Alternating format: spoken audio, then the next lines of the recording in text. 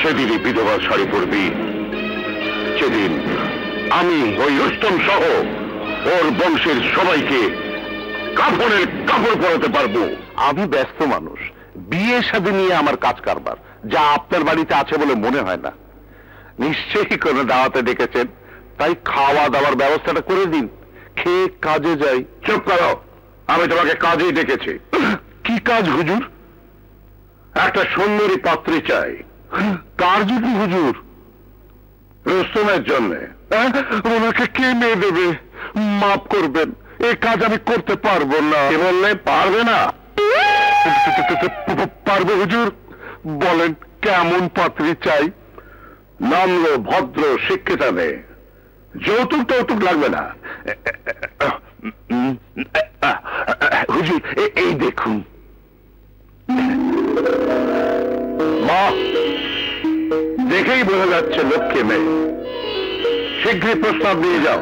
কিন্তু হুজুর একটু সমস্যা আছে, কোন পুলিশ মাস্তান, বীরপুরুষ, দাঙ্গাবাজ ছেলে এই মেয়ের পছন্দ নয়। সংস্কৃতি মানা ছেলে ছাড়া এ মেয়ে কাউকে বিয়েই করবে না। ঠিক আছে, তুমি রুস্তমের সত্যিকার পরিচয় গোপন রেখে ওকে জানাও রুস্তম একজন সংস্কৃতি মানার ছেলে, যার প্রমাণ আগামী পৌষ মেলার সাংস্কৃতিক মঞ্চে পাবে।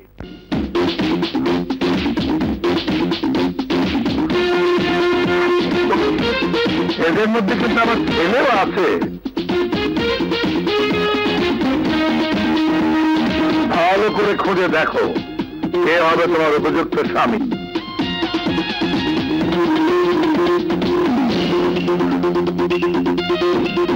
তুমি বেছে বের করো কে হবে।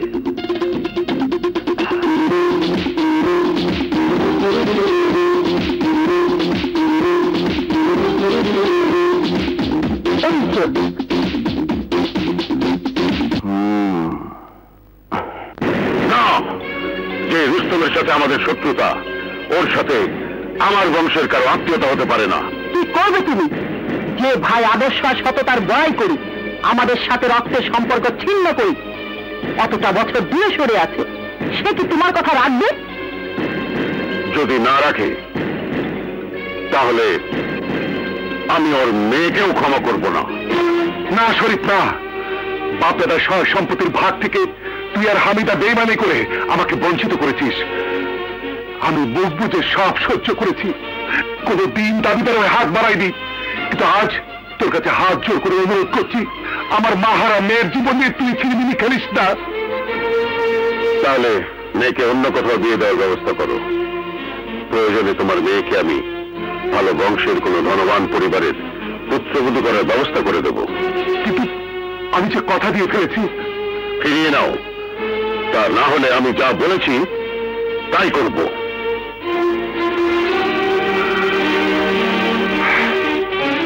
আপনি কি বলছেন? ঠিকই বলছি রাহান সাহেব, খুন খারাপি, দাঙ্গা হাঙ্গামা করতে যাদের এক বিন্দু বুক কাঁপে না, সেই ভাই বোনদের কথা অমান্য করে আমি আমার মেয়ের জীবনের সর্বনাশ ডেকে আনতে পারবো না। প্লিজ প্লিজ আপনি আমাকে ক্ষমা করবেন।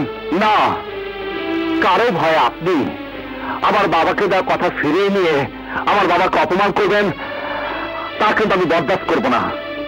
বাবা, আপনি ভাইয়া ভাবি শাহানাদের বিয়েতে আসার জন্য চিঠি লিখে দেন। আমি সরকার বাড়িতে গিয়ে ওই শরীফ জোয়ারদারের সাথে বোঝাপড়াটা করে আসছি।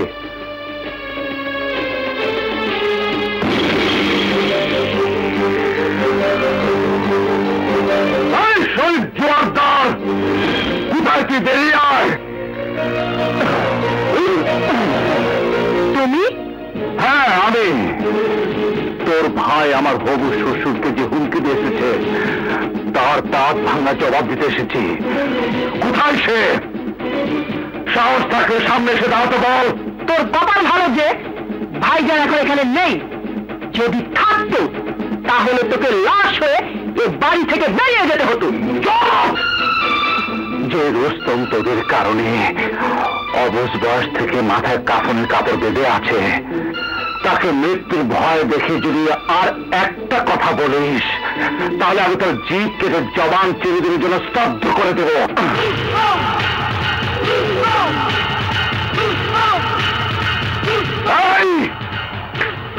কথাটা মনে রাখিস। তোর মতো হিংস্র বাক্যে মান খবর দেওয়ার জন্য আমিও তার নাগিন হয়ে থাকবো। তুই বধূ করে যাকে ঘরে আনবি, খুব শীঘ্রই তাকে আমি দুধওয়া শাড়ি পরিয়ে দেব। না, আপনি সিদ্ধান্ত নিলে কি হবে? আমি এদের করব না। কারণ যে ভাই বোনদেরকে আমি আমার নিজের জীবনে যাতে বেশি ভালোবাসে, তাদেরকে ছাড়া আমি এদের করে স্বার্থপর হতে পারবো না। আমি ওদের মনে কষ্ট দিতে পারবো না। জানি, কিন্তু আমরা চাইলেই যে ওরা আসতে পারবে না। হ্যাঁ, বিদেশের ব্যাপার, গাড়ি বা ট্রেনে আসা তো সম্ভব না। খবর পেয়ে রওনা দিয়ে পৌঁছতে হলে কমপক্ষে 3 দিন সময় লাগবে। 3 দিন কেন, প্রয়োজনে 3 মাস অপেক্ষা করতে হলে করব। এ তুই কি বলছিস? বিয়ের সমস্ত আয়োজন করা হয়ে গেছে, মেয়ে পক্ষের লোকজন সবাই এখন শুধু তোর অপেক্ষায় বসে আছে। থাকুক, আপনাদেরকে খবর পাঠিয়ে দিন। আমার ভাই বোনেরা না আসা পর্যন্ত এ বিয়ে হবে না। কিন্তু ওরা তোর বিয়েতে আসবে না। তুই বলার পর ওদেরকে আসার জন্য আমি চিঠি লিখেছি। ওরা উত্তর পাঠিয়ে কি লিখেছে এটা পড়ে দেখ।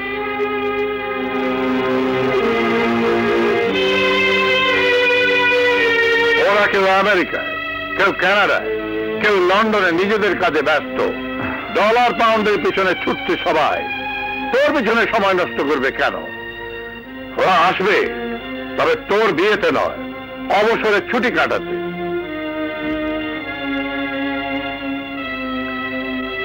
এখন বল, ওদের অপেক্ষায় থাকবি না আমার সম্মান রক্ষা করবি?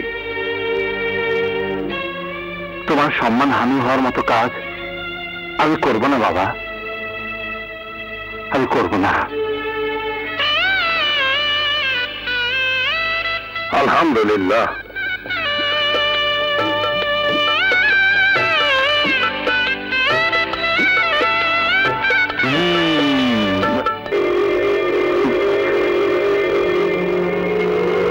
কি ব্যাপার, কি লেখা আছে?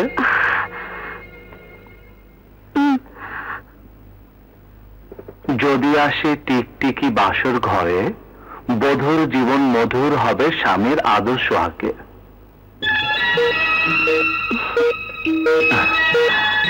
এসো।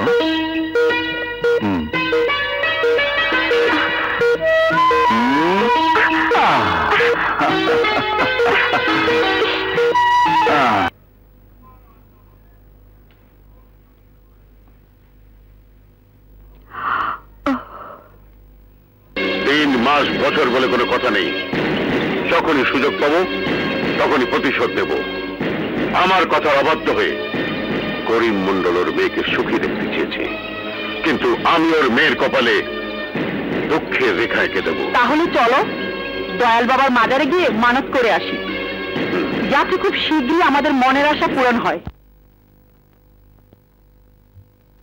কি ব্যাপার? শোনো ভাবি, বড় ভাইয়া এই এলাকার মানুষদের বিপদ আপদের সাথে, তাই সবাই তাকে সম্মান করে। আকাশ জি, তুমি বৌমাকে নিয়ে ফকির মিসকিনদের তবারক বিলি করে দাও। চলো ভাবি। মামা বল, ওই যে রুস্তম।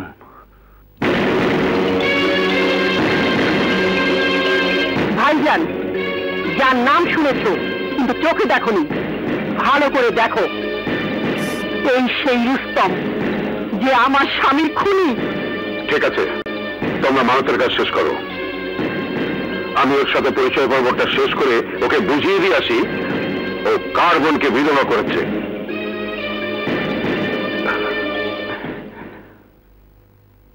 ভাবি দাও।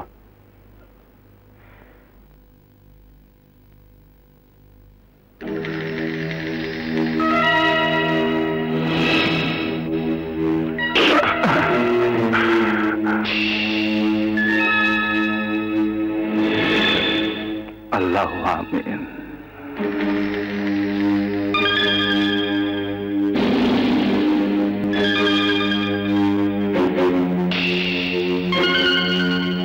কোন পবিত্র কাজে মেয়েদের মাথা থেকে শাড়ির আঁচড় পড়ে গেলে বেআব্রু হয়ে যায়, আর পুরুষের মাথা থেকে এই পবিত্র জিনিসটি পড়ে গেলে সুন্নতের অবমাননা হয়। আপনাকে দেখে মনে হয় সম্মানী ব্যক্তি, তাই এই টুপি সামনে রেখে সুন্নতের সম্মান ঠিক রাখবেন। ওসব হাদিসি কথা রেখে আমার কথা শোনো। আমি শরীফ জোয়ারদার। তুমি যাকে খুন করেছো সেই সুলেমান সরকার আমার ভগ্নিপতি। পৃথিবীর সব ভাই চায় তার বোন সুখে থাকুক, কিন্তু তুমি আমার বোনের সুখ শান্তি কেড়ে নিয়েছো। তাই আমি তোমার জীবন কেড়ে নিয়ে আমি আমার বোনের মন থেকে সব দুঃখ কষ্ট দূর করে দেব।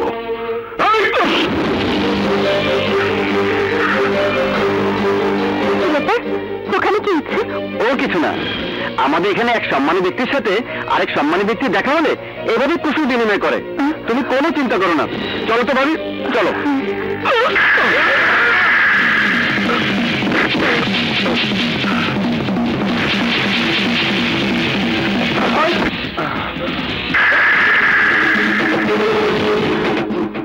শরীফ জোয়ারদার, তোর জুলুমবাজ ভগ্নিপতি আমার বাবার উপর হাত তুলেছিল বলে তাকে দুনিয়া থেকে চিরবিদায় করে দিয়েছি। ইচ্ছে করলে তোকে জ্যান্ত পুঁতে ফেলতে পারি। কপাল ভালো তো, করিম মন্ডল আমার কাছে তার মেয়েকে বিয়ে দিচ্ছে জেনে করিম মন্ডলকে যেদিন তুই হুমকি দিয়েছিস সেদিন তোকে পাইনি বলে তুই বেঁচে গেছিস।